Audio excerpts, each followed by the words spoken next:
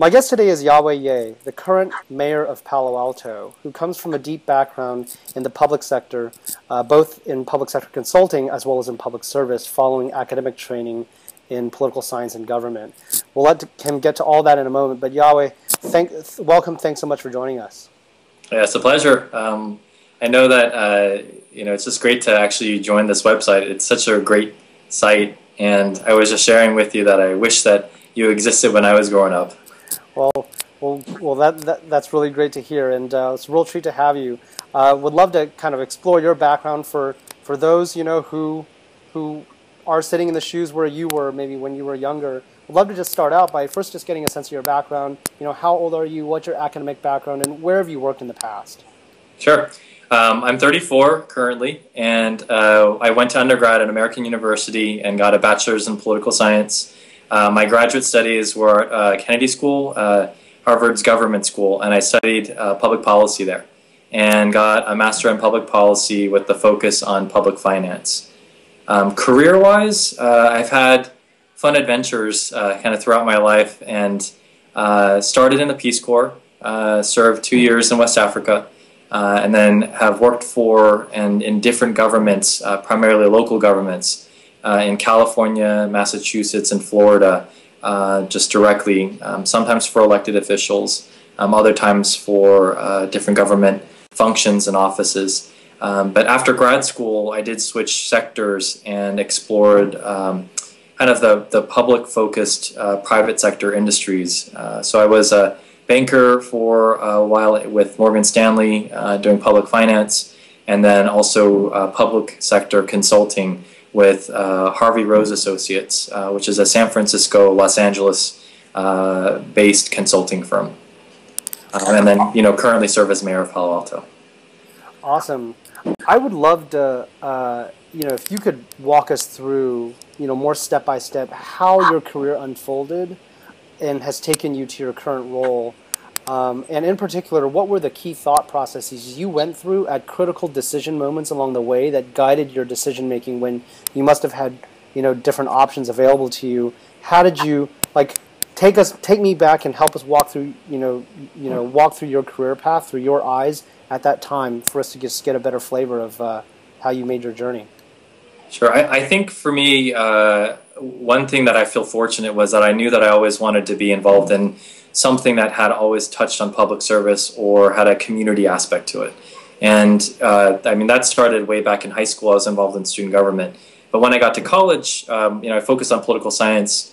It was, American University is in Washington, D.C. So I was very much exposed to not just domestic affairs, but international affairs. And that's how I got into Peace Corps. I took French for many years, middle school and high school, and thought I wasted my time because I never used it. And Peace Corps provided an opportunity to go into a francophone, a French-speaking environment. And actually, along the way, I had heard that it was just a fascinating place to be. So my first foray into public service and government service was in a rural village environment that really opened my eyes to the concept of living in the community and working with people who live in that community with you and trying to improve your own community. And it was an early lesson in my professional life and kind of just, growth as a person that was really important for me to have right after college. And it stuck with me. But one of the biggest lessons that stuck with me was, I observed a lot of the kind of international NGO donations that a village benefited from. I was based in a village health center that had been donated by the Dutch.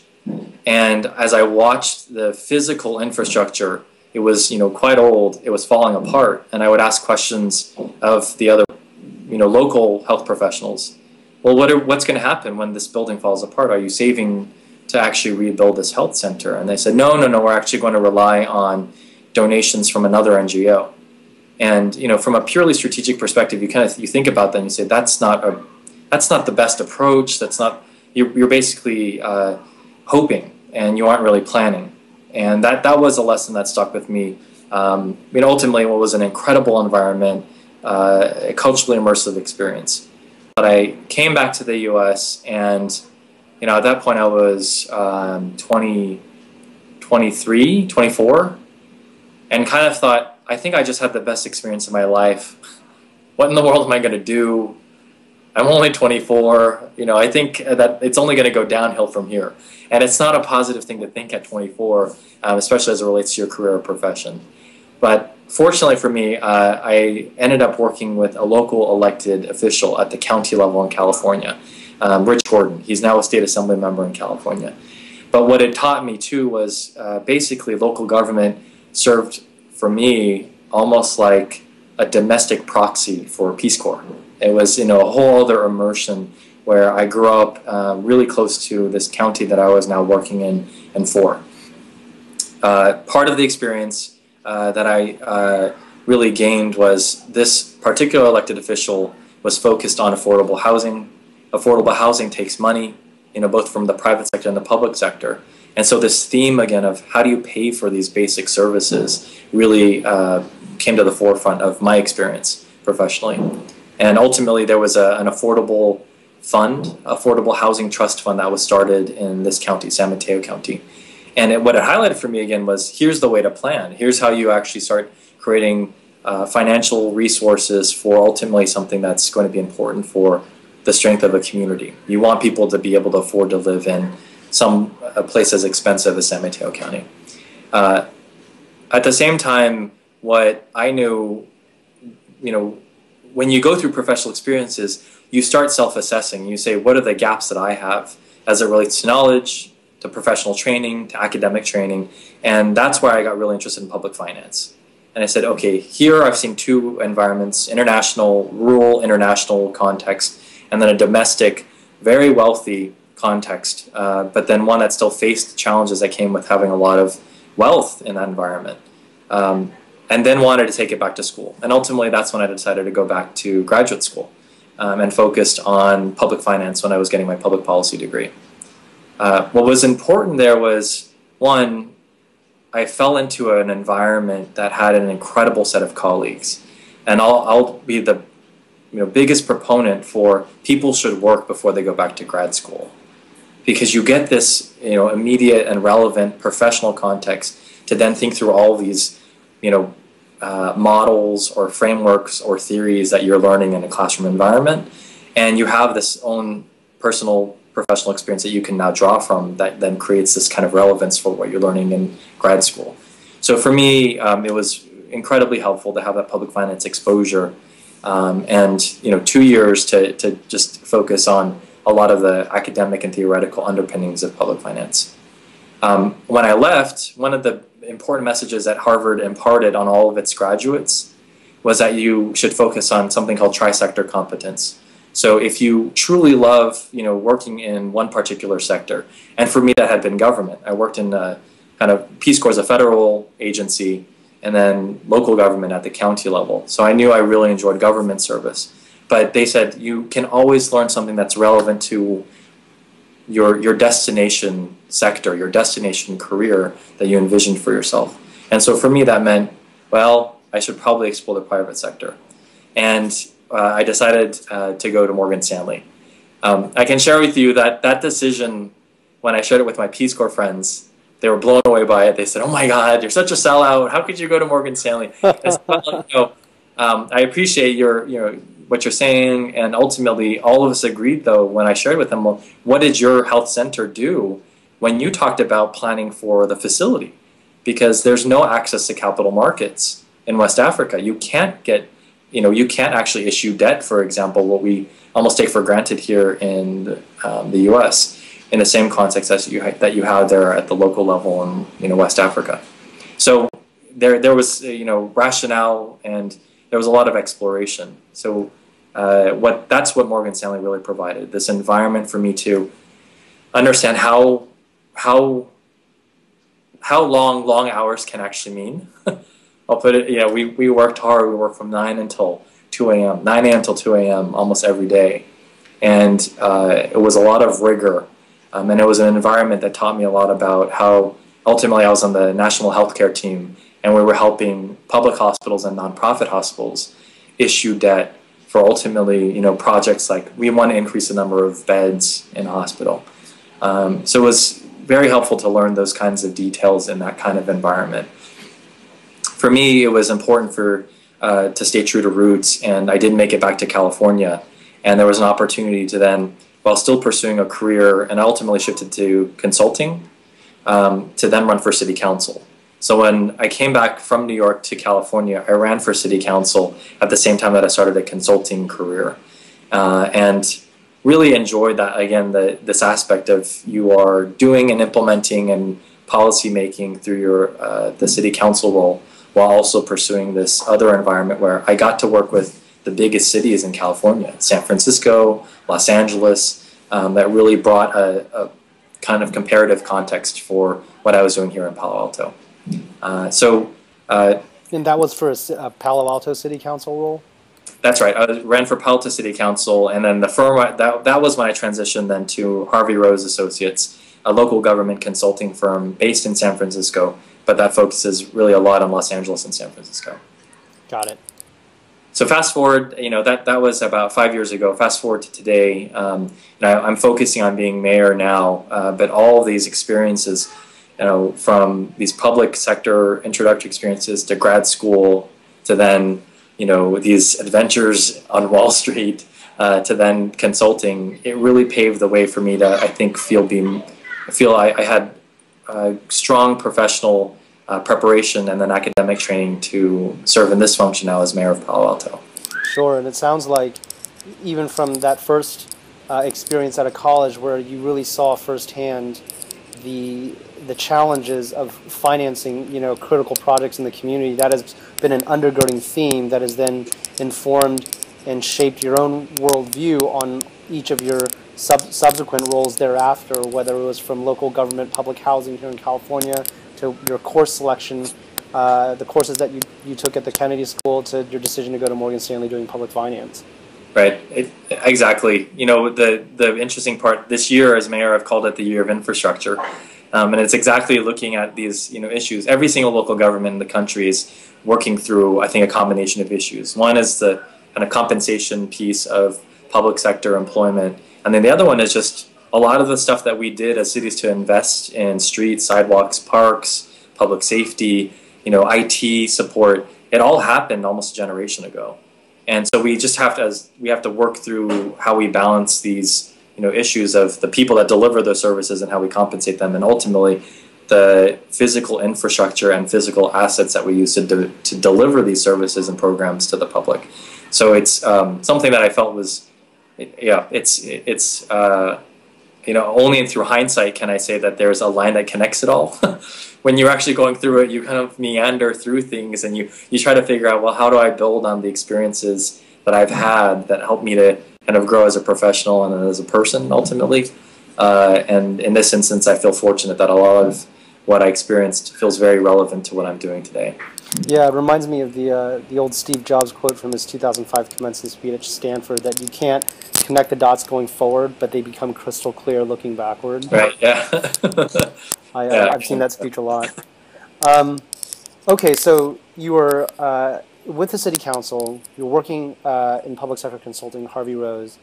Tell me about when the transition, first in thinking and then ultimately in action, occurred from that point to the decision to run for mayor and then ultimately, winning the mayorship here in Palo Alto. Sure. It's I should explain structurally kind of how it works within Palo Alto versus big cities. The first thing is most people, 60% of all cities in the United States has a city council, city manager form of government where it's actually a part-time role. City council members generally do have a full-time job, and then the city council is a part-time role for them. So for me, it really was a matter of making sure that that I could stay focused on my career while also giving back to my community. I grew up in Palo Alto. There was a lot of kind of affection that I have. There's a tremendous affection that I have for this community, just in terms of the values that it instilled in me, and then also the cool community that it is today. So for me, the one piece that I didn't mention was actually after public sector consulting with Harvey Rose, over about almost the last 3 years, I had served as the assistant city auditor for the city of Oakland. So it was transitioning from this consulting role of these cities to then being almost like an internal kind of oversight function for another big city in California, Oakland, California. And a lot of what happened there was, this is the juggling that people have to make when they think through their careers. I commuted from Palo Alto to San Francisco every day. I commuted every day from Palo Alto to Oakland. That means I was in a car for at least 2 hours every single day for almost 5 years. Wow. Wow. And so when people think through careers, you kind of think through, how do I juggle things that I want to pursue that is a mix of my professional interests? Maybe you're pulled to want to serve in your community. And that became something that I knew as mayor. And here is where that structure of, when you have city council and city manager, the mayor rotates in Palo Alto every year. So it's a 1-year term. Oh, interesting. Okay. It's sprint. The best way to describe it is, in Palo Alto, it's a sprint to really try to put your stamp and your mark on your role and 1 year as mayor.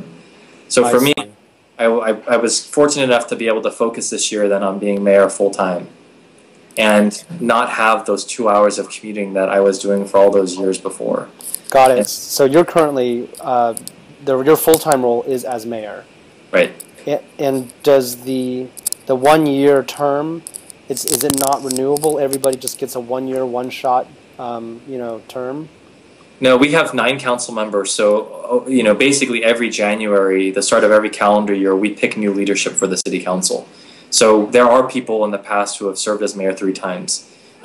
We have term limits now, though, in Palo Alto, so it's more difficult for people to kind of serve repeated terms as mayor.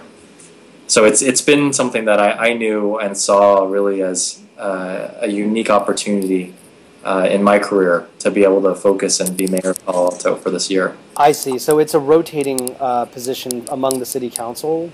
Is that the right way to think about it? Well, rotating kind of implies that everyone will have a chance to be mayor, and we have 9 council members, and we have a term limit of 2 consecutive terms of 8 years. So if you do the math, you actually know that one person, if everyone were to run, you have 8 years max on council, and there are 9 of us, then it's almost inevitable that one person won't have the opportunity to become mayor. And people choose to run for re-election or not run for re-election.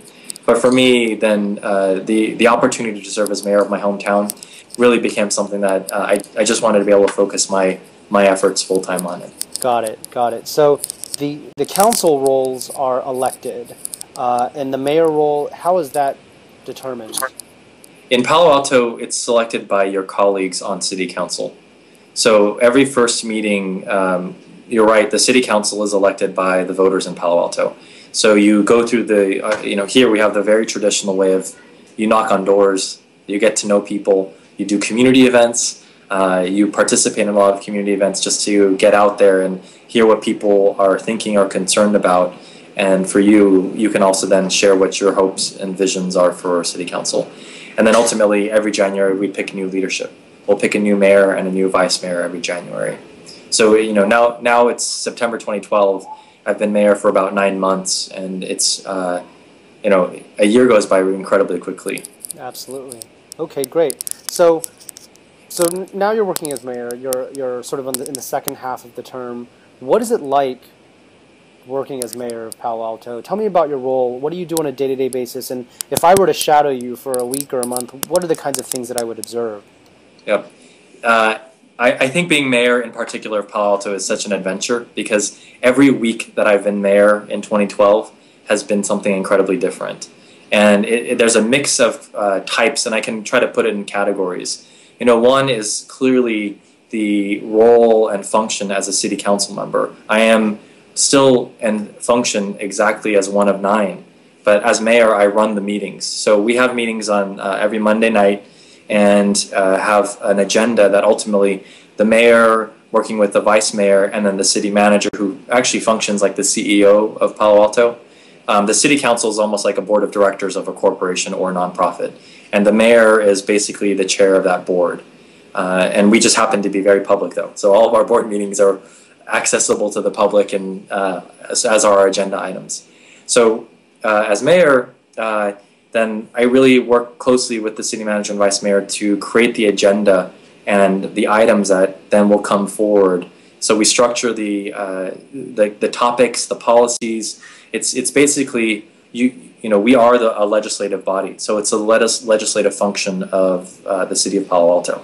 And then as mayor, it's making sure that things move forward in as orderly a fashion as possible so that colleagues can work through issues that, this is where the community meetings are the public facing. You interact with the public in so many different ways. But when you have issues that come before the city council, you want to have that kind of relationship with community groups, neighborhood associations, nonprofits, businesses, all in the community to talk through something. So I'll give you an example.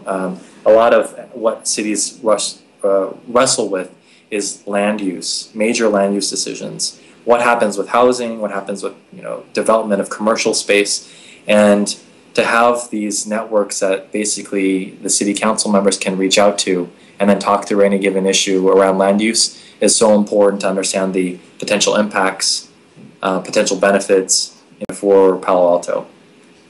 The other part, there's a ceremonial aspect of being mayor. So as you know, Palo Alto is really, I consider it is the heart of Silicon Valley. It's the birthplace of Silicon Valley from a lot of the ingenuity that flows from our residents and also the energy that comes from Stanford University. So as a result, we have a lot of new businesses that open up in Palo Alto. So one ceremonial, I'll call it responsibility, but it's really something that's a lot more fun, is ribbon cuttings. You get to go and explore a lot of the new energy and kind of creativity and innovation that new businesses are bringing here into Palo Alto. We're fortunate at this, when I'm talking with you now, we're fortunate because we have very low office vacancy, actually single-digit percentage in vacancy for our commercial space here in Palo Alto. And it's a mix of retail, but then a lot of these innovative technology companies that you always hear Palo Alto really helping to be the birthplace of. And when you go to those ribbon cuttings, you see people's passion that's poured into this, a kernel of an idea that now is taking shape and taking form, and it's all happening here within Palo Alto. And it's a really cool, it's a cool gig, in that sense. It's a really fun way to interact with people because you just get excited for them and for your community when you see people being able to pursue their passion. It's something they're clearly excited by. And, the ribbon cuttings, it's I think as old school as that sounds, because ribbon cuttings have been around for generations, it's still something that it's a tradition that I know, I think anyone who served as mayor in Palo Alto, it's been one of the highlights for their service. Sure, absolutely.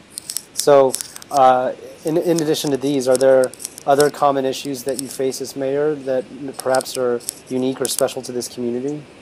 Yeah, for Palo Alto specifically, one particular initiative that I'm excited to be working on right now, earlier this year we had some great companies step up, and it was focused on the innovation community. They are focused, they're all high street based companies. One's called Innovation Endeavors, another one's Talent House, and another one is Institute for the Future. They came together and they basically approached us, the city, to support a hackathon. And it was a block-wide party hackathon. It was new to me. I had heard about hackathons. I'd participated in one before, but this was a block-wide one.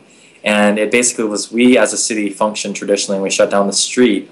And then they came in and rigged it so that there was additional bandwidth for a lot of hackers to be able to work on these different projects. And food trucks, mariachi bands, they all came, and we got about 2,000 people to turn out for this incredible block. It was called the Super Happy Block Party. And it was this great event. And actually, again, for me, the theme for my career has really been, once you go through an experience and you go through an opportunity to reflect on it, then you say, well, what does this government need that will then enable this kind of activity, if it's truly beneficial, to happen more regularly? So one initiative that I'm working on is called the Innovation Council of Palo Alto, and pulling together people that are part of this innovation kind of sector and community. And so it's helping to inform Palo Alto of, how does Palo Alto stay as innovative as possible? Because what would not be good is for any community, and particularly for a community as fortunate as Palo Alto to have this history of innovation, to then be resting on its laurels, to not say we need to be proactive in how we actually can foster this ongoing innovative spirit within our community. So the Innovation Council concept is really, how do we get an advisory body that basically lets the city of Palo Alto know, here are some issues that are important. Affordable housing, young professionals that are paid in stock options. Stock options can't be used to pay rent, right? So you want to be able to make housing affordable for our innovative kind of young professionals. And the other one too that comes up, an example that we wrestle with in Palo Alto is, how do you make it so that there's lifestyle options? Young professionals do like the ability to go out at night. We're a very family-friendly community though, and we don't want pulsating, club music ringing through all of our streets. But you recognize that some people still want to have, a couple options like that in Palo Alto. So it's that kind of, that this particular project has been really exciting because it's such a broad way of thinking about the future of Palo Alto. And then basically trying to cement the way that a lot of people identify Palo Alto, but in a way that honors how bureaucratic government can be, and saying, look, we need an advisory body that really keeps government informed, and bringing people together that can help us stay informed and be strategic. Sure. So in all your experience, you've been on city council for a while. You're currently mayor. You've had quite a bit of experience in local government, both in elected and appointed roles. What do you find most exciting about your public service experience, and what do you most wish you could change? I think for the part that I'm most excited by, I'll say that if public service is in anyone's hearts, that's ultimately what I think is most rewarding. There's a lot of heart aspects to just being in public service, and if you know that you like helping community, you like being involved in community initiatives. For me, there's I'm gonna steal from Oprah, actually, and call it a full circle moment. To kick off, when I first became mayor, there was a tree planting that I got to do at Gunn High School, and Gunn High School is one of the two public high schools here in Palo Alto, and it's the high school that I went to. And every year, the mayor gets to do a tree planting somewhere in town, and I got to do mine where I went to high school. And in that sense, it was very full circle, and it was next to the principal's office, and I was joking with the principal to say, I wonder how many disciplinary meetings this tree is now going to be a witness to. And just acknowledging that this place is really what, again, helped to instill certain values in me, along with my family. So that's been what's been most rewarding. It's these kind of emotional connections to these great events in the community.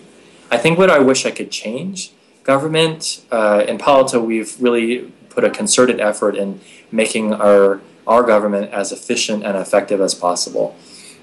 Government is known for sometimes moving more slowly, and there's a lot of good reason for that, and that comes with being prudent, acknowledging that we have a responsibility to not be rash with ultimately taxpayer, residents' payments into a system that they ultimately want to feel is responsive and responsible at the same time.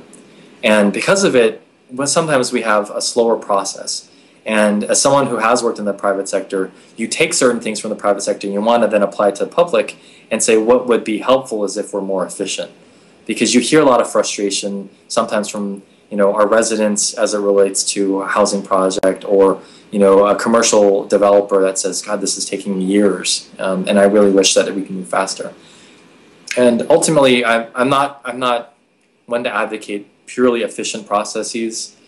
You also have to be mindful of this. Well, we can't then result in this instance where you see that, the worst case for governments is when you see government money that's been misappropriated or misspent, or there's been fraud or abuse or waste of public funds. And there's a lot of public scrutiny that comes along with any risk like that. And so you just want to be prudent the entire way, and then ultimately balance being effective with being efficient. And so I think that's the part where it's a huge challenge. There's no silver bullet. It's so different for every single community, and that's my Peace Corps, kind of history talking. It's so different for every community. And in Palo Alto, we're working on improving it, but then we also know that we have to balance it out with different interests. Sure.